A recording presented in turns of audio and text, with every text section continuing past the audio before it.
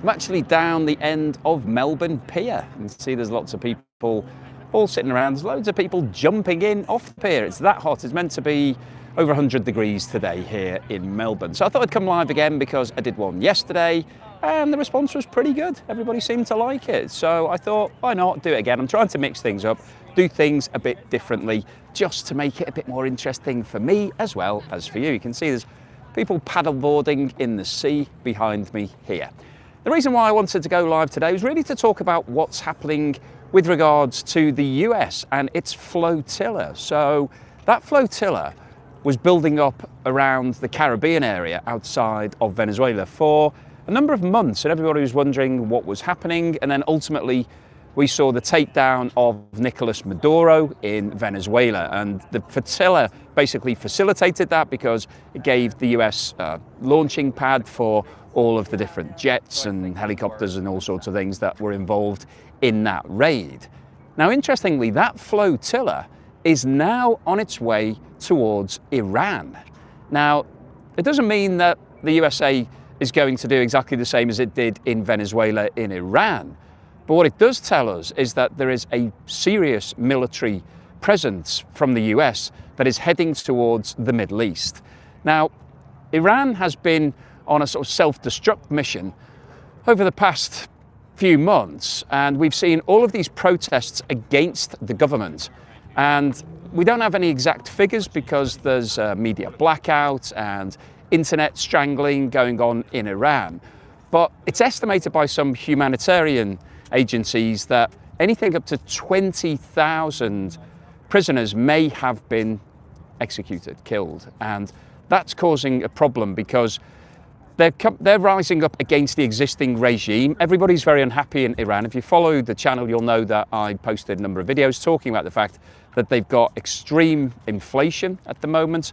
So extreme in fact that some people are struggling to afford food. There's over 30% of the population are on the breadline. So I'll just stop for a second because the camera looked like it was getting a bit wobbly there. So a lot of people are struggling to put food on the table. And that's basically the recipe for a revolution, because if you're starving to death, you can't afford to actually eat, then what have you got to lose? You may as well come out and say, this is not fair, this regime isn't working, it's not working for the best of the population.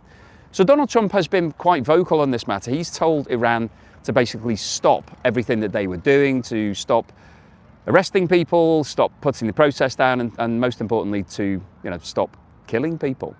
And Iran, on the whole, it looks like have calmed down, because the media coverage that we've seen, which has been quite limited, has shown that the protests aren't quite as vehement as they were when they first started. I've just noticed I've got 5 likes on this video. If you're watching at the moment, I know there's only a handful of people watching because I didn't give any notification that I was going to go live, so apologies for that. But if you're watching, if you could hit the like button, then that would cheer me up a little bit.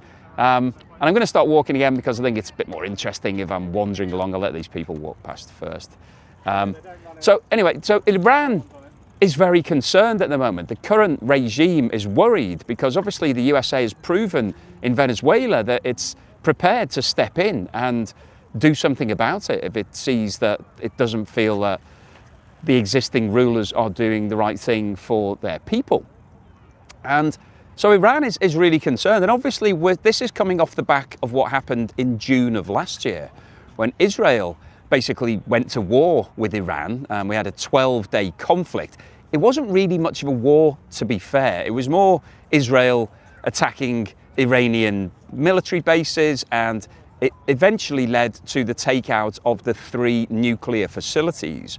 So Iran had been enriching uranium to the point where it could potentially have been used in a nuclear weapon.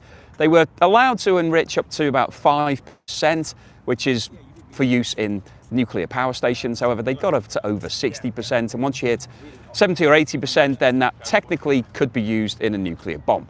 So in order to close those facilities down, Israel sent some jets over. They didn't have the weapons to be able to take those bunkers out because they were so deep underground, and there was like 300 meters of rock above the facilities. But the US did, and they authorized the use of the bunker buster bombs, which basically destroyed all of the Iranian nuclear capability. So Iran has already been on the receiving end of Israel's attacks. And the last thing that it really wants is to get the US involved. But I think what we're seeing with the movement of this flotilla is that Donald Trump, now that things have calmed down with regards to Venezuela, it looks like we've got equilibrium there, we've got a new ruler in place.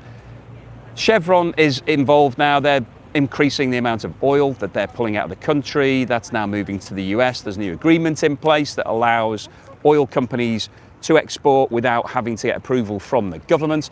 So Venezuela looks like it's in good shape from the US's point of view.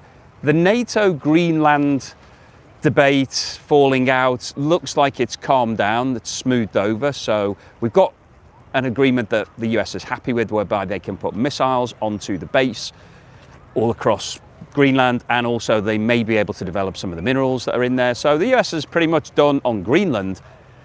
So Donald Trump now has the time to turn his attention to Iran. And I think that's what's happening with the movement of this flotilla. And it will be fascinating to see what happens over the next few days and weeks, because that flotilla isn't quite there yet. It's not within striking distance of Iran. So nothing is going to happen within the next 48, 30, 72 hours. But once it does get into position whereby those jets could take off and hit strikes in Iran, then I think we will see a ramping up of the discussions between the US and Iran. I'm not sure what Iran will be able to do about it, to be honest, because that regime is seen to have come to the end of its lifespan in terms of it's not popular with the people of Iran. It's not working in terms of what's happening in the economy in Iran. And certainly from a global perspective, it's got a serious amount of sanctions against it. So despite having the fourth largest oil reserves in the world, it's not able to export to most countries. So something needs to happen in Iran, something radical needs to change.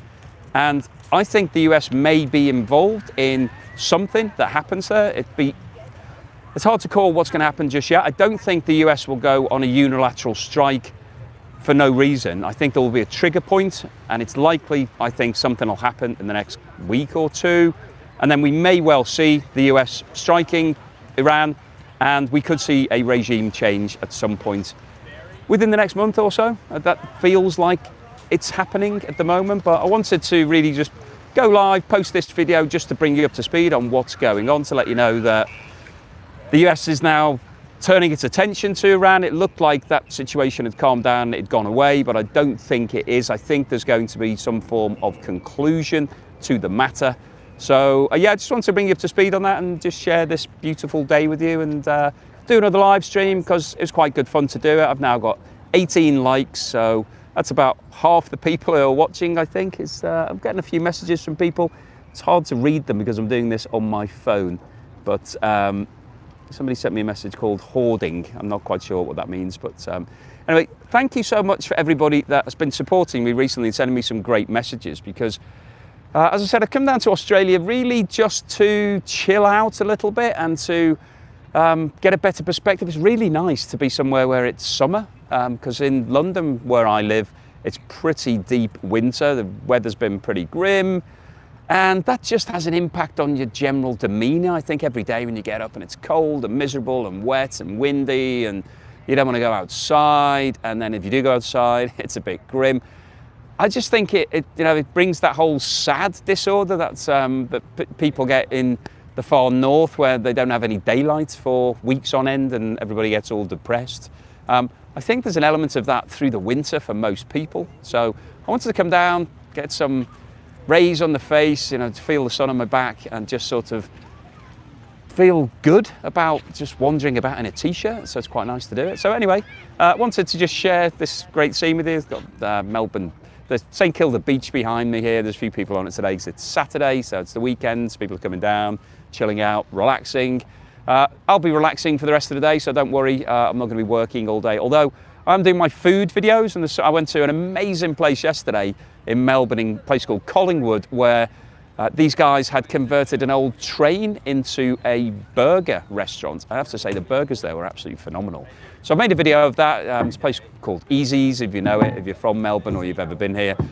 Relatively famous, great place, great burgers. So if you're interested in checking that out, have a look. I'll be posting that at some point in the next few days. But I just want to bring you up to speed on what's happening with regards to the US and Iran. I think it's quite an interesting situation. It's definitely bubbling under at the moment, but it's likely to boil over, I think, within, weeks. So watch this space. So thank you so much for watching. Thank you to everybody who joined this live stream and gave me a thumbs up. Really appreciate that. If you did enjoy what we've seen today, then give me a thumbs up. If you haven't subscribed, then please do so. I'm losing subscribers at the moment. I don't know why, but it's just happening. I guess that happens in life. So if you haven't subscribed and you fancy it, please hit the subscribe button. Don't forget, I'm currently running my competition where you can win my house located close to one of the best beaches in the UK. If you'd like to get involved in that, have a look at the link in the description below. Thank you so much for watching today, and here's something to put a smile on your face.